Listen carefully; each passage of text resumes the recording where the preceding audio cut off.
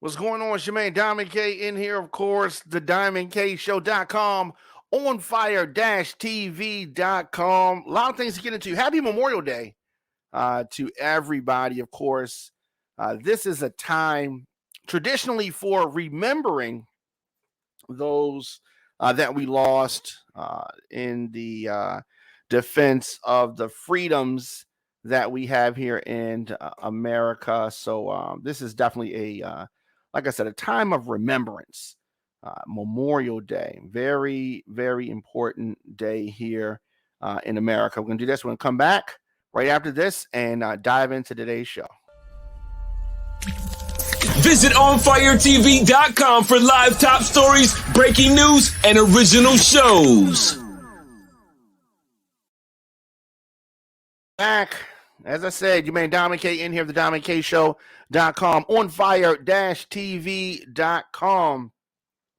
We are still reeling from this horrific attack that took place, killing elementary school students. And as the backlash continues, the ripple effect continues, many schools have increased security in the wake of the Texas massacre.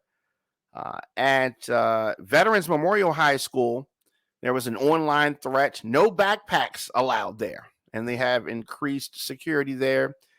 D.C. area schools, Washington, D.C., schools have increased security in the wake of this Texas massacre, exercising what they call an abundance of caution. In Denver, schools have increased security after the massacre in Uvalde, Texas. Security increased in South Florida, Massachusetts, schools in New Jersey, Connecticut. It goes on and on. Having schools trying to react, trying to make the schools a harder target, as they say in the military. New Jersey schools are going to increase security. Schools throughout the New Jersey area will add more actual bodies, physical bodies, starting Wednesday. Right? Acting Attorney General Matt Platkin said that state police will increase their presence at roughly 100 schools where troopers are primarily the law enforcement for that area. County prosecutors will direct municipal departments to do the same thing. This is where we are right now. As you know, an 18-year-old gunman identified as Salvador Ramos shot and killed 19 students and 2 adults last week at Robb Elementary School in Uvalde, Texas. It is the deadliest school shooting since Sandy Hook in Connecticut almost 10 years ago. Nothing about this situation was normal. Nothing about it was normal. And of course, thoughts and prayers, hearts goes out to the victims. That's what we've been getting, a lot of that. But what by way of real change? What by way of real progression are we going to see? That is the question. What by way of progression? What are we going to do differently after this horrific shooting, murder, massacre? President Biden said today that the Second Amendment was never absolute. Said that the Second Amendment was never absolute. We're definitely in a state of emergency right now in America. State of emergency. So he said that the Second Amendment was never absolute. We're going to dive into that in a second. Now, President Biden is the person to convey and empathize and sympathize with grieving families. He's the one for that. Yesterday was the 7-year anniversary of him losing his son after a battle with brain cancer, right? So he's definitely experienced trauma, experienced pain, and can deliver that in a way that families really need at that time. But is Joe Biden the one who can push through sensible gun reform after decade at least of gridlock? I just don't know if he's that guy, because it's going to take somebody with some more than just the ability to cry with the families. It's going to take somebody with some backbone. I've never seen Joe Biden have backbone. Okay, I've never seen it. Maybe you guys have. Please remind me when he exhibited it, because I don't remember. And definitely not the guy he is now. Can Joe Biden be the one to bring about sensible gun reform? I don't know. I don't know. Right? Now, Biden said that he is hopeful about bipartisan support to tighten restrictions on the kind of high-powered weapons that was used by this teenage gunman murderer. Now, already Joe Biden is starting off wrong, I think. I'm hopeful that the bipartisan, my Republican friends, the Republicans don't bang with you like that, Joe. They're not your friends. If they were your friends, they wouldn't stand in the way of everything you're trying to do. Everything that Joe Biden tries to do, sensible or not, the Republicans stand in the way. But Joe Biden, once again, like, Lucy with the football, going to try to kick the football. They're going to pull it away, as always. Biden said this: I think things have gotten so bad that everybody's getting more rational. At least that's my hope, Biden told reporters before honoring the nation's fallen in today's Memorial Day remembrance at Arlington National Cemetery. So there he is again.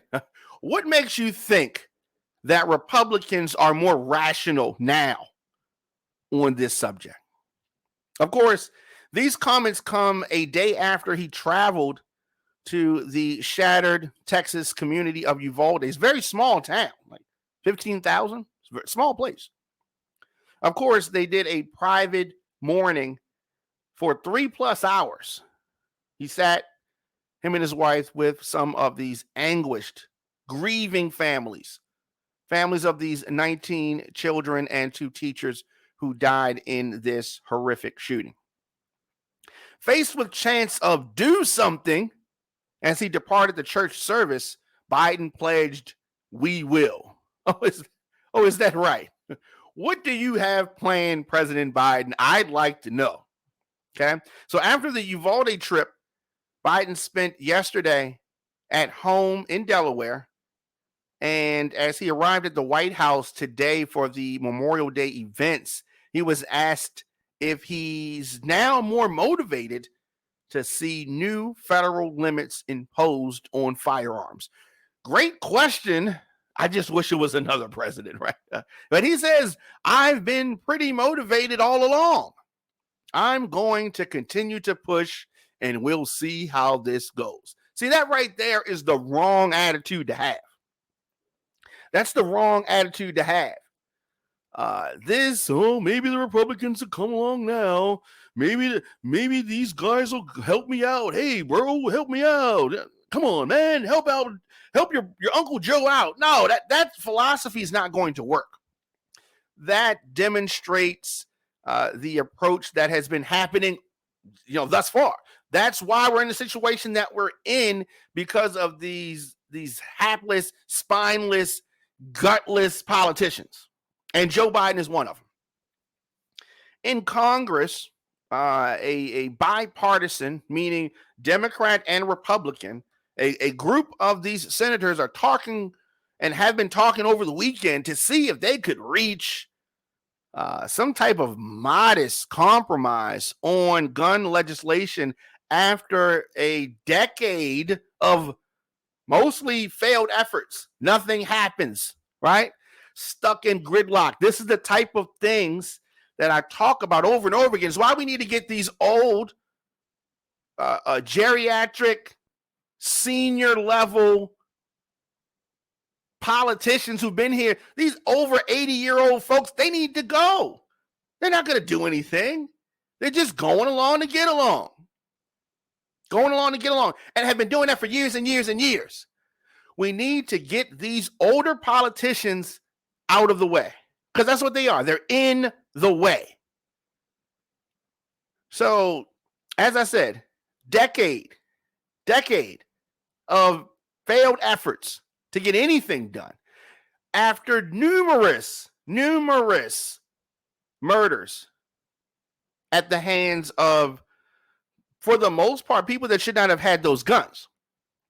Weapons of war, I'm talking about.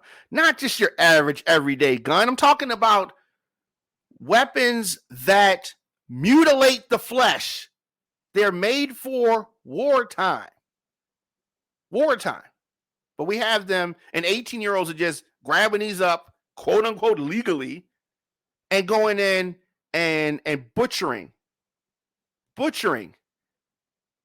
men, women, and children.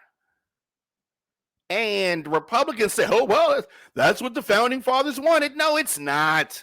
No, it's not. They are perverting the Constitution. Perverting.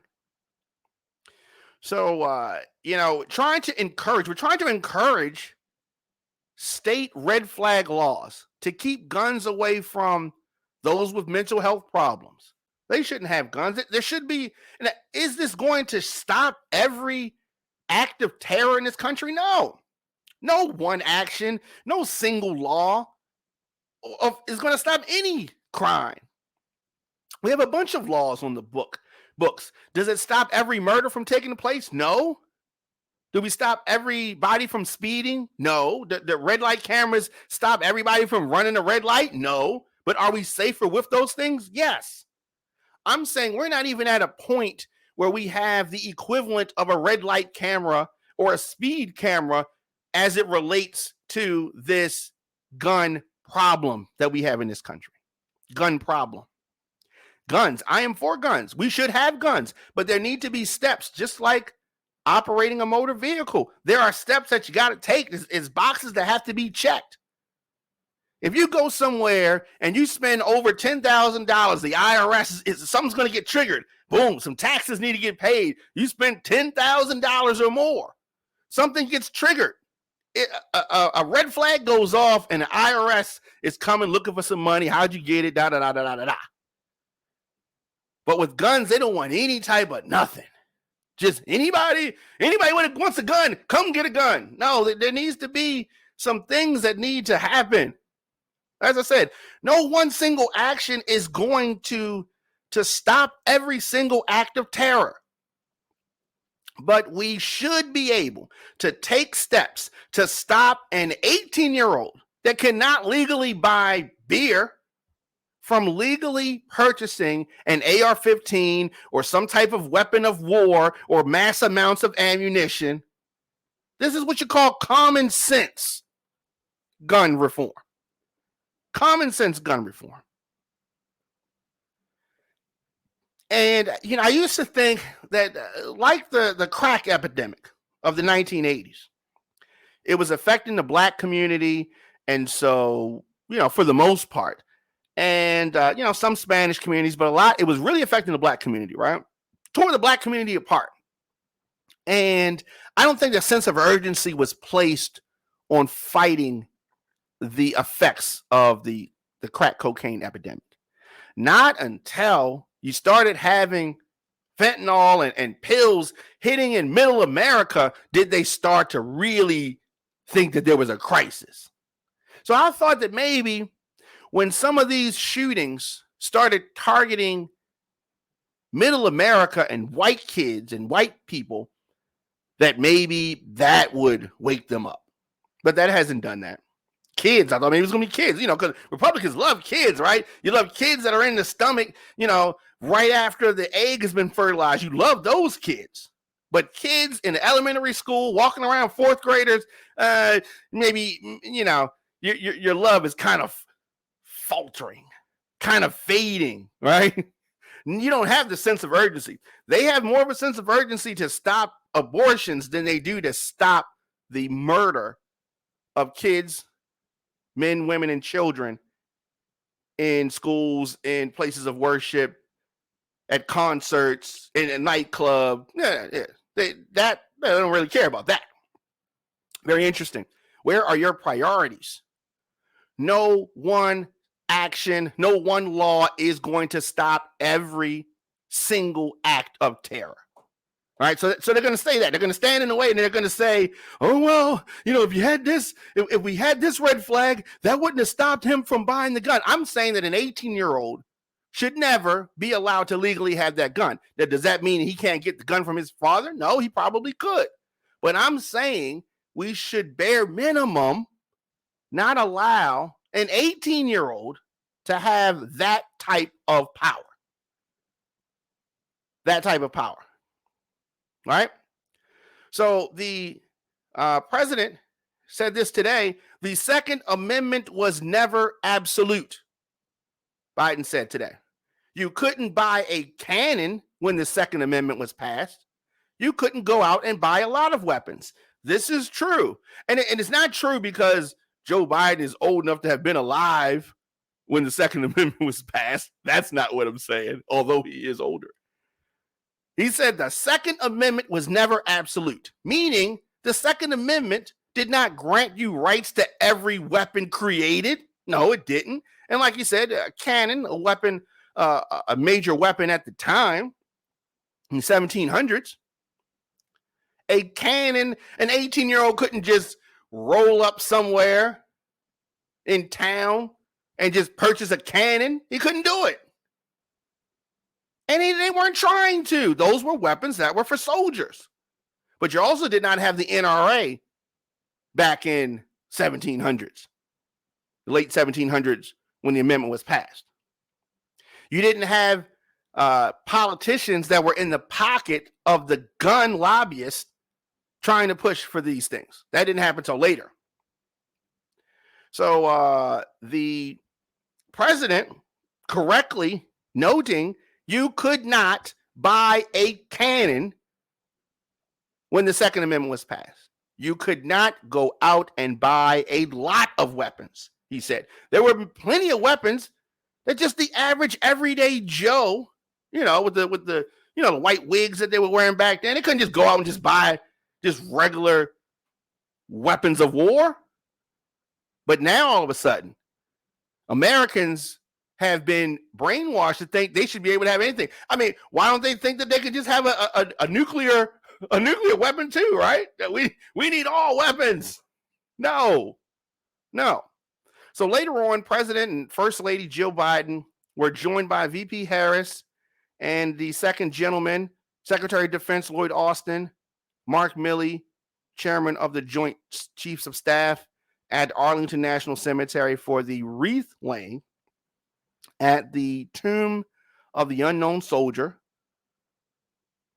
standing at attention under a cloudless sky in the heat, today's heat. Biden saluted as taps played after laying the wreath of multicolored flowers wrapped in red, white, and blue in front of the tomb. A tradition here in our country, Memorial Day. He delivered remarks honoring fallen service members. The president said that Memorial Day is always a day where pain and pride are mixed together. Very true. Powerful words. I agree with that. So, of course, over the weekend, there's been a lot of talk about common sense gun reform. Former mayor of Baltimore City, Stephanie Rollins Blake, appeared on Meet the Press yesterday. And she said that allowing children to die at the hands of gun violence and doing nothing is something lawmakers must think about. She said all sides need to come together and work on what we've been talking about, common sense gun reform. That is where we are. That is what we need as a country. America has a major problem with guns. Clearly, we can see that because just 10 days before this massacre in Texas, there was another massacre. There was another massacre in Buffalo. The last person in that horrific event in Buffalo was laid to rest over the weekend. And I really think that we as a society have become almost numb, immune to hearing about the deaths. Metro Atlanta schools are going to see increased security after the Texas shooting. School security in San Antonio, Central Virginia, Central Florida, Denver, South Texas as a whole, increasing security. So some Republicans and former President Donald Trump actually rejected gun control at the NRA conference in Houston over the weekend, rejected any gun regulations and called for school safety to be increased and just an overhaul. The former president spoke at the Houston event just 3 days after the Uvalde shooting. And so he's in the very state, a couple hundred miles away, about 300 miles away from where the murder the mass murder took place. The mass murder that left 19 children and 2 teachers dead. The former president toed the Republican line, backed up Republican calls to resist any new gun restriction. Why would they want to do something like that, right? And they instead called for the increased mental health services and school security measures. Mind you, the officers arrived, but were outside chilling. So they said that nothing stops a bad person with a gun like a good man with a gun. Well, we had a whole bunch of good men with guns outside the school, parlaying, chilling. I don't know, what were they doing? The river dance? What were they doing? The Republicans, we just need some good guys with guns. You had them. And what did they do?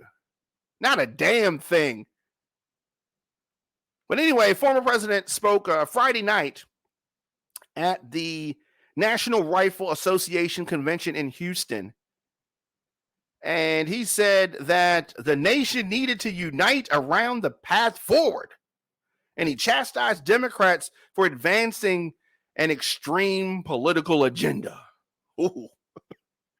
He opened the speech with a moment of silence and recognition of the tragedy, calling it a heinous massacre that was horrible to see, watch, and hear about. Now is the time to find common ground, the former president said. Sadly, before the sun had even set on the horrible day of tragedy, we witnessed a now familiar parade of cynical politicians seeking to exploit the tears of sobbing families to increase their own power and take away our constitutional rights. Yeah, that's what he said. That is what he said. Surprisingly, the Secret Service banned guns from the hall during Trump's address. What? Are you taking away their constitutional rights? Right? You mean that Texans can't bring a gun into the hall? Yes, the hypocrisy continues. The NRA has spent more than $2 million on lobbying politicians in the Texas legislature. That's more money than they spent in any other state. Texas Republicans have already shown significant resistance to such legislation, even in the wake of this week's shootings. Oh, they could give a damn. They could give a damn. The former president said that we need to drastically change our approach to mental health. All of us must unite, Republican and Democrat, in every state and at every level of government to finally harden our schools and protect our children. What we need now is a top to bottom security overhaul at schools all across our country. Yeah, as you can see, they don't want any type of reform. Here's my thing. Why can't we do both? Let's increase security and let's make it harder for those with mental health challenges to get a gun. Let's make it harder for that to happen. And let's make it so that you got to be 21 to buy some of these weapons and increase the security at our schools. Let's do both. Let's do both. DJ Cool Rod says, I live in Texas and this is embarrassing. Tell me more, Cool Rod. Which part don't you like? Where do you stand, DJ Cool Rod, on this issue with guns? I'd like to know that. So as part of this overhaul, former President Trump said that buildings should have a single point of entry. Single point of entry. Is that a fire hazard, right? Single point of entry, strong fencing. You know he wanted to have a fence, right? A fence has got to be there. Strong fencing and metal detectors. Every school also needs armed officers, and trained teachers should carry concealed weapons. Trump's suggestion that the school building should have just one entrance is something that Texas Senator Ted Cruz said earlier this week. School and safety experts say that such a measure is, one, unrealistic. Many schools have thousands of individuals. That could take over an hour just to get in and out of a building. As a result, a single entrance could also, pose a fire hazard at nightclubs. We don't have a single entrance, right? Older schools would also need to spend significant money renovating their buildings just to meet such standards, because naturally they have multiple doors. Yeah, so Trump is just saying any type of a crazy thing. Just he just talks to hear himself talking. Of course, he had to talk about the election that he lost. But his remarks at the annual NRA meeting followed live speeches from the aforementioned Ted Cruz, the NRA CEO Wayne LaPierre, as well as pre-recorded remarks from the governor of Texas, Governor Abbott, who was originally supposed to speak in person, but switched to a virtual appearance after facing the criticism over his attendance when news of the shooting emerged. So he's running for re-election. So he's trying to keep things in order. Let me know your thoughts in the comment section. Instagram, Facebook, Twitter, LinkedIn, TikTok at The Diamond K Show. Of course, on fire-tv.com. I am here weekdays, 6 p.m., The Diamond K Show. And you can also check me out on demand anywhere you get your podcasts: Apple Podcasts, Stitcher, Spotify, Google Podcasts, youtube.com/DJ Diamond K. And have a great rest of your Memorial Day. Visit onfiretv.com for live top stories, breaking news, and original shows.